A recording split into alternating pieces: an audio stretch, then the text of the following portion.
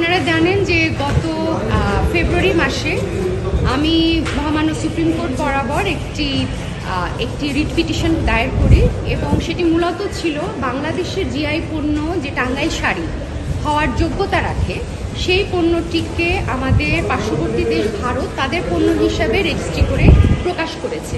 এরই প্রেক্ষিতে একটি রিট পিটিশন আমি দাখিল করি এবং পরবর্তীতে শুনানি অনুষ্ঠিত হয়, রুল জারি হয় এবং কিছু নির্দেশনা মহামান্য সুপ্রিম কোর্ট প্রদান করেন এবং সেই নির্দেশের প্রেক্ষিতে আমরা অত্যন্ত আনন্দের সাথে আমি আপনাদের জানাতে চাই যে আমরা গণপ্রজাতন্ত্রী বাংলাদেশ সরকারের কাছ থেকে কিছু তথ্য পেয়েছি এবং অত্যন্ত ইতিবাচক তথ্য পেয়েছি। আমাদের এই রিট পিটিশনের প্রেক্ষিতে সরকারের পক্ষ থেকে আজ সুপ্রিম কোর্টের কাছে একটি তালিকা পেশ করা হয়েছে। শতাধিক পণ্য, আমাদের প্রতিটি জেলা থেকে বিভিন্ন পণ্য নিয়ে একটি তালিকা প্রকাশ করা হয়েছে, যেটি ছিল কোর্টের আদেশের একটি অংশ, যে জিআই পণ্যের পূর্ণাঙ্গ তালিকা, এবং এটাও বলা হয়েছে যে এই তালিকা ক্রমবর্ধমান হারে চলবে। একই সাথে যে পণ্যগুলো জিআই হিসেবে ইতিমধ্যে নিবন্ধিত হচ্ছে বা হওয়ার প্রক্রিয়া চলছে সেই তালিকাটাও দেওয়া হয়েছে।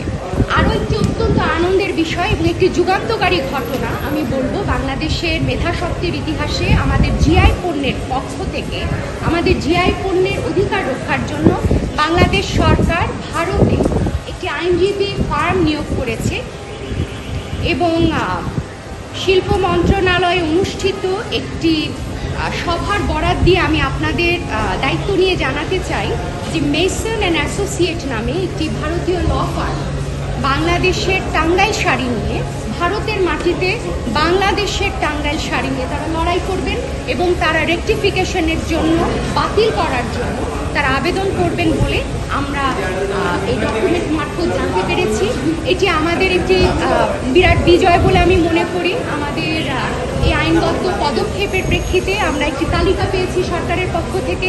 আমরা জানতে পেরেছি যে কোন কোন প্রোডাক্টগুলো ইতিমধ্যে তালিকাভুক্ত হয়েছে এবং আন্তর্জাতিক অঙ্গনে মামলা করার বিষয়টি প্রথম আমি যখন উত্থাপন করেছিলাম ফেব্রুয়ারিতে, তখন কল্পনা করিনি যে আসলেই ভারতে বাংলাদেশের জিআই সত্ত্ব প্রতিষ্ঠা করার জন্য একজন আইনজীবী নিয়োগ করা হবে, কিন্তু সে ঘটনাটি ঘটেছে এবং একজন আইনজীবী নিয়োগ প্রক্রিয়া চলমান রয়েছে। আমরা আশা করছি যে এখানে এই পদক্ষেপগুলো একটি সাফল্য আমাদের প্রোডাক্টের জন্য, বিশেষ করে টাঙ্গাইল শাড়ির সত্ত্ব রক্ষার জন্য বয়ে নিয়ে আসবে। এটাই কি শেষ, মানে সরকার যে তালিকাটা দিয়েছে এটাই কি শেষ তালিকা, নাকি সরকার এটা আবার আপডেট করবে ইন ফিউচারে? না, ওনারা একটা ক্যাভিয়েট দিয়ে রেখেছেন, কারণ ওনাদের এই চিঠিটা ওনারা আমাদের মামলার প্রেক্ষিতে তৈরি করেছেন গত 14ই মার্চ।